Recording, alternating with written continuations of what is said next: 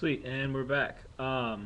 So basically, this is the second video for solving application problems of inverse, or solving application problems for the law of cosine and the law of sines. If you need any extra support on this stuff that was covered in the previous video, definitely reach out to me. Alright, so what we're going to be doing is we're going to be using the law of cosines and the law of sines to answer the questions that they're asking us. So the first problem, we're trying to find or determine the height of the Washington Monument. So in order to determine the height of the Washington Monument, the information that they've given us is in the form of two triangles.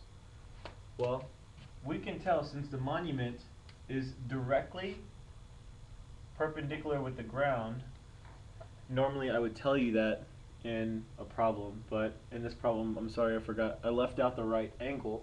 This is a 90-degree angle, okay? But the first thing that I want you to do is I want you to walk through your chart so you can make sure that you're asking the right questions and you're taking the right steps. So, is my calculator in the right mode? Check and make sure if it's in degrees. Have you been given a diagram? Okay, well we have been given a diagram, but in a second I'm going to walk you through the steps of drawing your own diagram, because that is what I want you to do every time. Are there any right triangles in the diagram? Yes, we have a right triangle right here. If we have two of the sides, we can use Pythagorean theorem, but we have none of the sides. So, do you have three sides? Okay, so then we have to decide whether we're going to use the law of sines or the law of cosines. So let's see what we're working with. So the first thing that I want you to do is to draw the triangles that you see. So I see three triangles. So let's just say that we're going to draw all three triangles just to help you visualize. And also, a note on this video is that there are multiple ways that you can approach the same answer as what I'm going to be showing you here. This is just one way that I see it. So if you approach the same and you get the exact, if you approach a problem from a different angle, but you get the exact same answer, that's totally cool. Totally cool. Alright. So that's one of the triangles. Let's just call that triangle 1. Triangle 2. So this is triangle 1, the skinny triangle, the very skinny triangle. Triangle 2, the second triangle that I see is the other triangle, the triangle that's right next to the skinny triangle. And it looks something like this.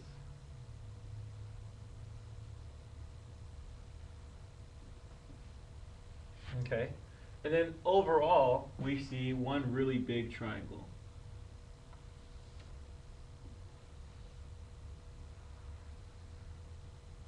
Call that triangle 3. Okay, so what do we know? We know that in triangle 3, this is the 37.8 degrees. We know that that's also this angle right here, 37.8 degrees. So what you're going to do is you're going to label everything you know in all three of these triangles. So I'm going to go ahead and do that. You can follow along. And I'm not going to solve for anything right now. All I'm doing is equating what do I know and identifying everything that I'm already given from this diagram in each of my triangles so I can figure out what I'm looking for. So I know that this angle in this triangle is 42 degrees. Okay, well I'm going to extend this first triangle a little bit because that's an angle right there. This angle right there was 42 degrees.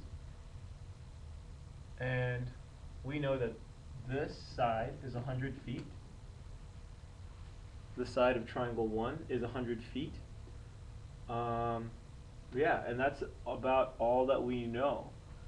Well, you have to ask yourself, okay, well now, starting with triangle 1, well first you have to ask yourself, what am I looking for? What the heck am I looking for? I am looking for the height of the Washington Monument. Alright, well where do I see that? The height of the Washington Monument is this side of our triangle. Well, let's label that as side H. Well, that's going to be this side right here, side H, and side H. Okay. So after we draw what we see, we need to see if we can figure anything else out. For example, can we figure out the easy angles and easy sides by using the law of cosines or the law of sines? So let's start with triangle number 1.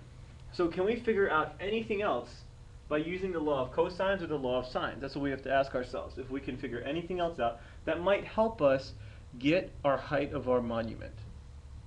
Okay, well, I know that, let's start with triangle 1. So triangle 1.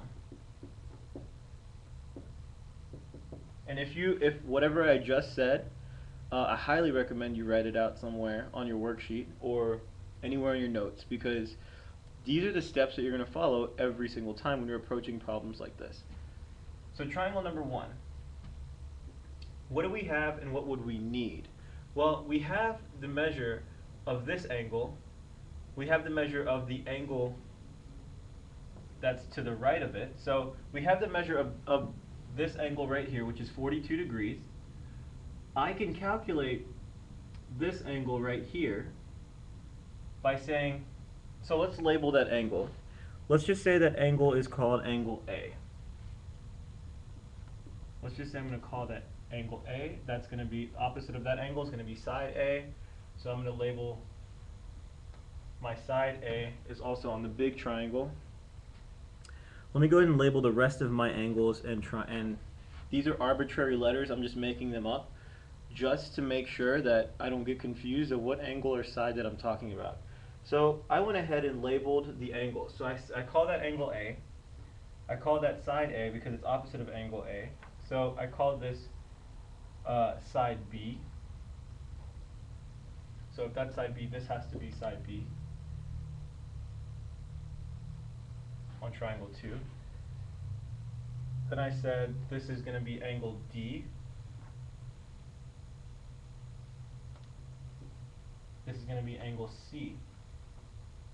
So we don't know angle C, we don't know angle D, we don't know A, we don't know angle A, but we can figure it out.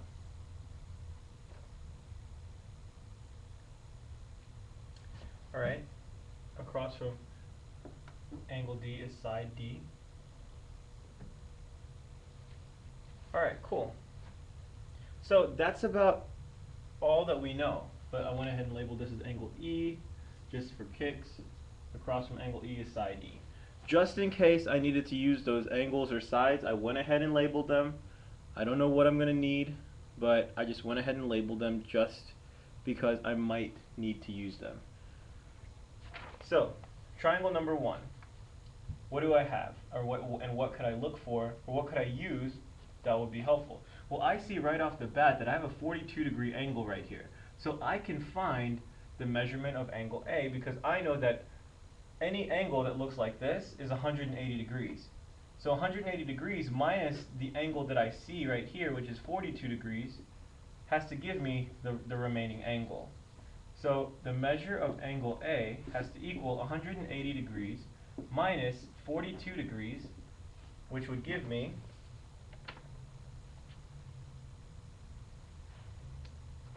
138 degrees. So after I found the measure of angle A, which I said was 138 degrees, can I figure out the measure of angle C? Well, I have two of the angles, so now I can figure out the measure of angle C.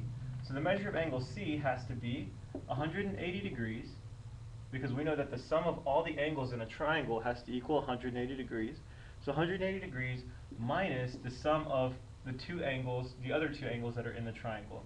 138 degrees plus 37.8 degrees. So the measure of angle C is going to be equal to 4.2 degrees. So I'm going to go ahead and go back up to C and say it's equal to 4.2 degrees. Now, do I have any pieces of information to where I can find another side, or because we have all of our angles for the triangle, can I use that information to find a side that would help me with my bigger triangle? Yes, I can find side A using the law of sines. Why? Because I have an angle and I have its corresponding side. So I have angle A. well, I have angle C, and because I found it just now, and I have its corresponding side, I can use that with the law of sines to figure out how long side A is since I have angle A. So let's do that. So since we have angle A and we have angle C and the opposite side directly across from C, we have an angle and its corresponding side, we can use the law of sines. So the sine of angle C divided by C is equal to the sine of angle A divided by A. So whenever we plug in, we're going to see that the sine of angle C of 4.2 degrees is divided by the length of C, which is 100 feet, is equal to the sine of angle A, which is sine of 138 degrees, divided by the length of A. Can we solve for A? Yes, sir and ma'am, we can. Multiply by A on both sides to get rid of it on the denominator. What are we left with? So I highly recommend that you do this on a separate sheet of paper. These are my solutions for just 2 of the problems. Took me, and I write pretty small, and yeah, so highly recommend you do this on a separate sheet of paper. Sorry I didn't announce that ahead of time. So whenever I multiply that out, I'm left with this. I'm left with A times the sine of 4.2 degrees divided by 100 feet is equal to the sine of 138 degrees. Well, I'm going to get A by itself. I'm going to multiply by 100. Multiply by 100. That leaves me with A times the sine of 4.2 degrees is equal to 100 times the sine of, well, let's just say the sine of 138 times 100. Alright, well, can I figure out what A is? Yes, just divide by sine of 4.2 degrees. So A is equal to, you'll get 913.636 feet. So that is the value that you found for A. A is in 2 triangles, so 913.636 feet. You want to make sure you do it to 3 decimal places. That's our protocol. 913.636 feet. So you know the side A. Okay. Well, do you have enough information in this triangle or in this triangle yet? Well, let's check it out. So we have a side. We have its corresponding angle. Okay. We have an angle. We have 2 angles. Can we figure out the 3rd angle? By golly, we can. But do we need that 3rd angle? We're looking for H. We have its angle. We have an angle with its corresponding side. What can I use? My law of sines. So let's do that. Let's do this bad boy. So, here we go. I'm trying to be funny, so if I say anything crazy, just laugh. Alright, so if we have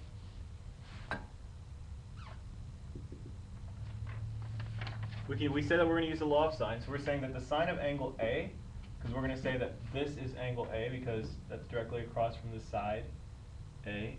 Well, no, not sine of angle A, but the sine of this angle, which is directly across from A, right? Because now we have another angle. I didn't label that angle. We know that angle is 90 degrees. So the sine of 90 degrees divided by our side length, which is 913.636 feet, is equal to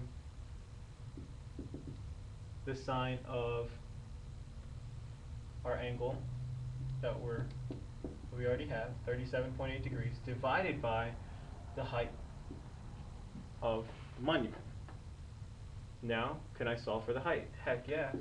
Multiply by h. All this is your algebra steps again. So the sine of 37.8 degrees is equal to sine